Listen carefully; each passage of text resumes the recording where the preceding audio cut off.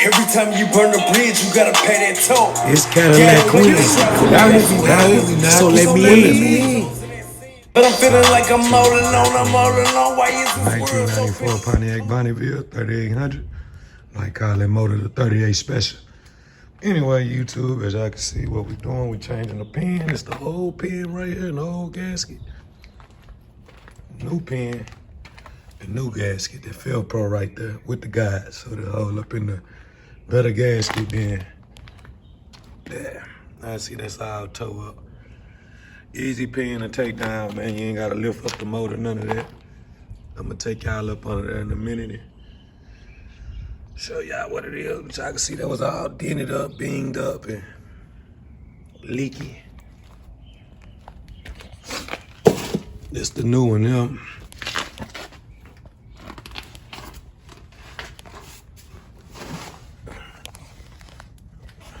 As y'all can see, I got that pin off. You know, everything look good up under there. Y'all can see all up in there. This the pickup right here, but all behind the transmission right there. That's where it was leaking and throwing that oil at. So I'm gonna try to clean all that off too. Up in there. All the new CV axles, all that's new. It just need a new rack and pinion. See that CV axle? All that's new. It just need a new rack and pinion and lower control arms. I'm gonna go ahead and get this pin on.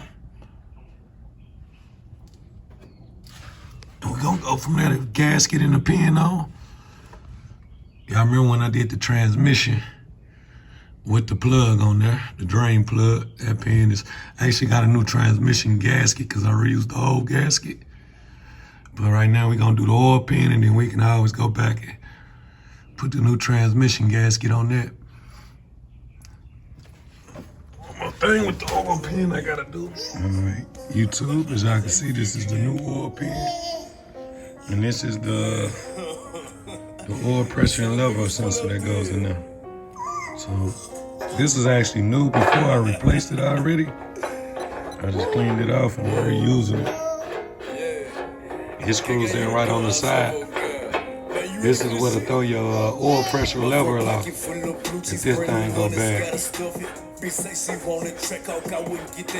And sometimes the car won't start up. That Velcro with the guards in there. And that's the good gasket here. It's got the little metal on there. Put this on, tighten it back up, and then I'll cut y'all back on when I get to that point. So yeah, as y'all can see, the oil pan is on. We're still putting the screws in there. The oil pan and gasket is on. Y'all see that little blue? That little blue tab, that's the guide, so the gasket don't move. Yeah, as y'all can see, we're just putting the screws in. That's the oil filter. We still got screws, but we got it holding up there. And this is the sensor that plugs into this sensor right here. Well, that's the wire that plugs into that sensor. And that's new. I just put it in to see what the problem was. The car on the last one, but now we got a new transmission pin with a drain, and then we just got a new oil pin. So yeah, we're gonna finish putting them screws in right there and go from there. We still gotta do the upper intake too as well. So the upper lower intake, remember I switched out the upper. But we gotta do the lower intake. Yeah, I'm just showing y'all the process.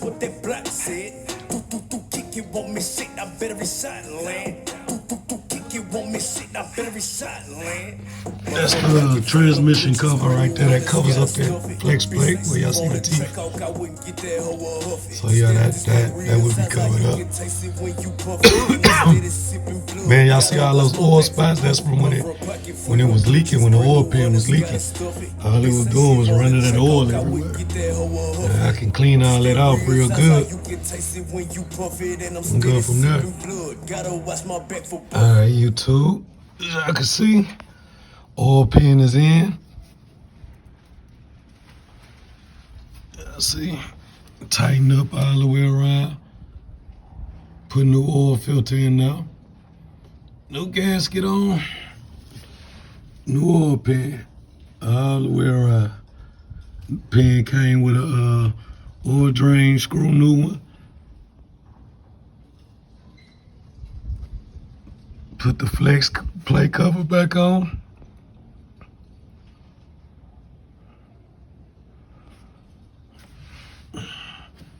On this right here, this is a sensor.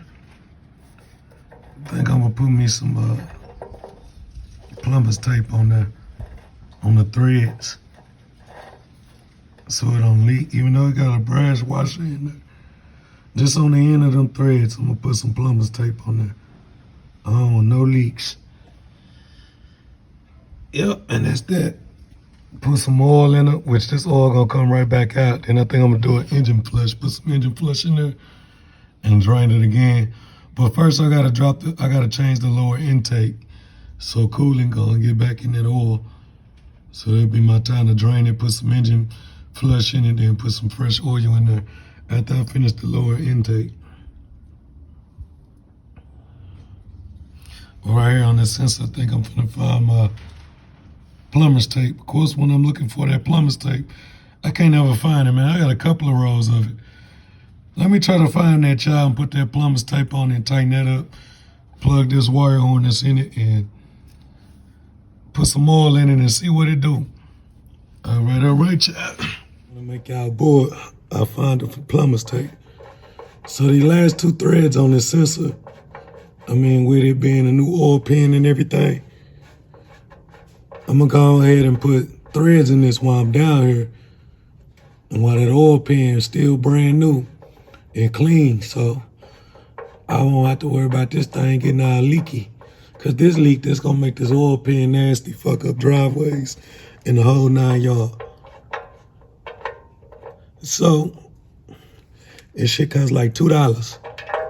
Before I let a $2 problem make it harder, this is the oil pressure leveler sensor right here.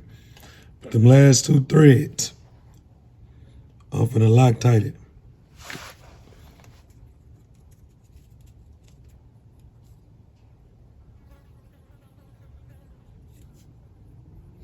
Fucking fly.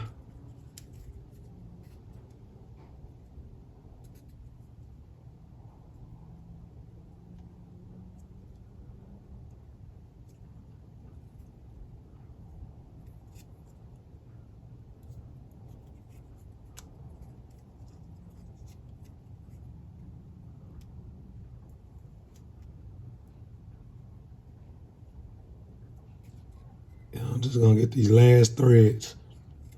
That's all I'm gonna do.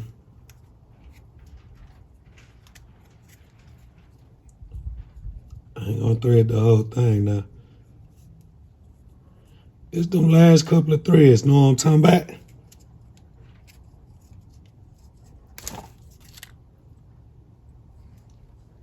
Just like that. Nothing too major. Now I'm gonna put this back in now.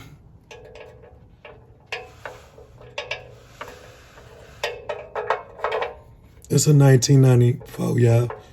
So the issues I've been having with this 1994 Pontiac Bonnieville is 94 and 1995 was the year they went from, or it was the year they was making the switch from OBD 1 to OBD 2. This is a 1.5. Meaning it's not a 2 or a 1. Meaning the 1, you know how you could take like a paper clip and jump it? Like the OBD1, you could do that too and get the codes. This one, no. Don't work like that. The plug-in part underneath the dash actually, the 2 could actually fit in it, but it's totally different. So I found a shop that say they can scan it. Cause the scanners is old and they're like $300, but I found a shop that can scan it for me. So they say, charge me $130 to scan it, which if it was a 96, I can go right to AutoZone, scan it for free. But would it been a 1994 or 1995? Y'all ain't hell to scan it. So I'm thinking what it is either a BCM, which is body control module. Because the issue what it's doing, it'll start up sometimes and sometimes it won't. When it start up, it runs, it'll run. Just when you turn it off, it may not crank back up for a couple of days, 24 hours. All the sensors been replaced. It's not none of that before y'all jump in the comment section and get to saying change the this and that. All that's been changed. So at this point, I'm finna get it scanned. I think it's either ECU or BCM. I'm gonna get it scanned. They tell me if it's an ECU, I buy the ECU brand new for $120 and get the shop, see how much they'll charge me to reprogram it. Because you gotta get the ECUs reprogrammed on these. Or if they scan it for me, I won't spend more money. They'll tell me it's either BCM or ECU. That way I can buy it. Get this shot. She runs, man. That's one thing about it. She runs good.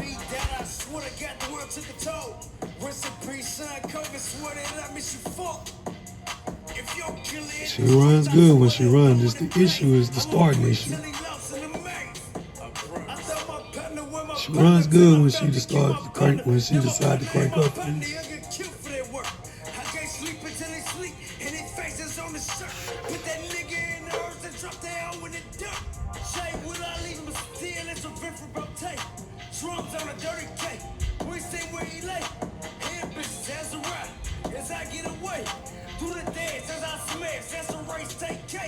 You can get smoked at night, but I prefer protect. It's make day. It's D Smith from the north. I'm trying to plug this joker back up. Only live for my motherfucking Glock. Put out in the trust, I got it to these 17 shots, boy. That shit pull back in. For my motherfucking Glock. Put out in the trust, I got it to these 17 shots, huh? Only live for my motherfucking Glock. Put out in the trust, I got it to these 17 shots. Only live for my motherfucking Glock. I'm sick of this rap shit. Y'all, I'm looking at it, y'all. This is a 3800, aka a 38 special. To me, these is my favorite V6s. So I'm thinking about what I'm gonna do next is I'm gonna change out the valve covers, but I'm gonna do that after I do the intake manifold, the lower, cause this is new, the upper plenum. But I gotta do the whole lower, cause I got gaskets and I pulled another clean intake manifold from off another 3800 and cleaned it out and, you know, got all the oil real clean. So all I gotta do is take the old one out, put the new one on with the new Pro gaskets and some valve cover gaskets. Matter of fact, I got the valve cover gaskets. These are actually the garments that go in the valve cover screws. But I was noticing when I was under there doing the oil pin, I seen it leaking. You could tell it was kind of leaking from the valve cover, the top. These probably been on there. These are original valve covers, gaskets, yeah. But since I gotta take the intake manifold off, there's no sense of doing them first. When all this shit gotta come off, I do the intake manifold first, and then I do the valve cover gaskets after that. Power steering pump with power steering pump pressure hose and return line and racket pinion. I might do it myself. I might get up under there and do the racket pinion myself, or I might take it to the shop. But I'm gonna go ahead and do the power steering pump since I gotta move all that to take the intake manifold off. I just put a new one. I gotta get a power steering pump pulley to pull that pulley off and put the pulley on my new pump. The new pump didn't come with a new pulley. That's cool. Yeah, man, maybe it'll crank up, man. That's right, man. I gotta put the oil in this thing, man. I use that Mobile One. A Van synthetic too, by the way. 10W30. 5 quarts for this 3.8 liter. But I'm feeling like I'm all alone. Why is this world so vicious and cold?